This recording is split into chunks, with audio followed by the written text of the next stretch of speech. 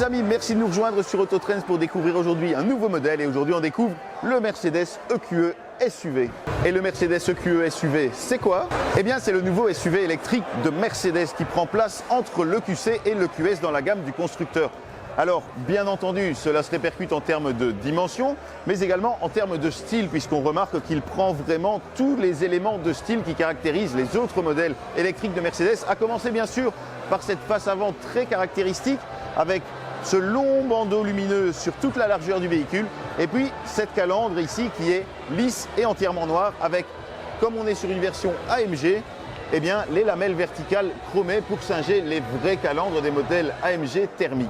Le profil est caractérisé par ses porte-à-faux très courts, regardez, autant à l'avant qu'à l'arrière, eh bien, les roues sont vraiment rejetées aux quatre coins du véhicule et ça donne un empattement très long qui, comme d'habitude, est la promesse d'une très bonne habitabilité à bord. Si vous vous tournez vers moi, qu'on progresse un petit peu vers l'arrière, eh bien, on constate que comme sur les autres modèles électriques, que ce soit l'EQA, l'EQB, l'EQC et l'EQS, eh bien, on retrouve ce bandeau lumineux sur toute la largeur du véhicule. Et ça aussi, c'est une des signatures des modèles électriques de Mercedes.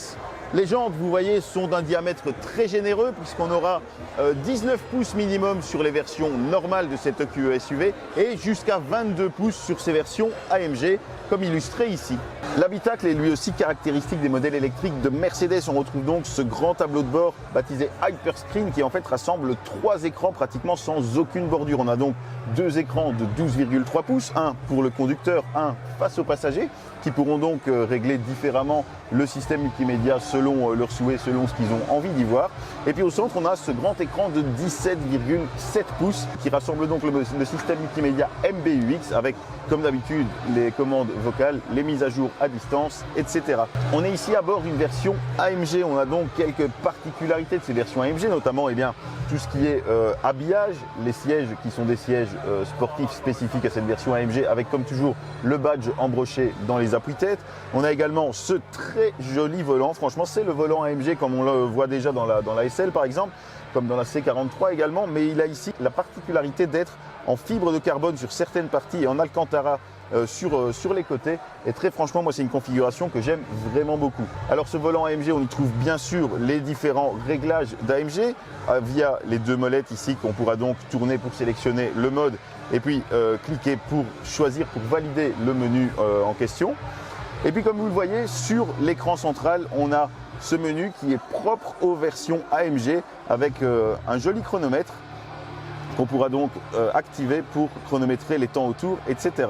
Sur les versions plus classiques, on aura droit à différents habillages de cuir bien entendu, mais également des versions sans cuir avec de nouveaux types de matériaux, des matériaux probablement recyclés. Et pour ça, il faudra attendre le début d'année prochaine pour savoir exactement quels seront les matériaux qui seront choisis. Au niveau des autres particularités de cet habitacle, c'est qu'on a également un filtre HEPA qui se chargera donc de filtrer toutes les particules extérieures pour rendre l'air à bord beaucoup plus propre. Et puis aussi, au niveau du système multimédia, on a un système de planification intelligente des itinéraires. C'est-à-dire que lorsqu'on va planifier un itinéraire, eh bien, le système va se charger de lui-même de calculer les différentes étapes de charge, mais également de calculer le coût de la charge pour en optimiser eh bien, le coût pour payer le moins possible. Et ça, c'est plutôt bien fait. Surtout que ce sera recalculé en temps réel en fonction notamment eh bien, de la consommation réelle du véhicule. Vous le voyez, grâce aux 3 mètres d'empattement, eh bien, l'habitabilité à l'arrière est vraiment très généreuse. Alors là, comme d'habitude, le siège est réglé comme pour moi, comme pour mon 1,80 m. Et vous voyez, j'ai vraiment beaucoup de place ici au niveau de l'arrière, en tout cas pour ce qui est des 2 places extérieures.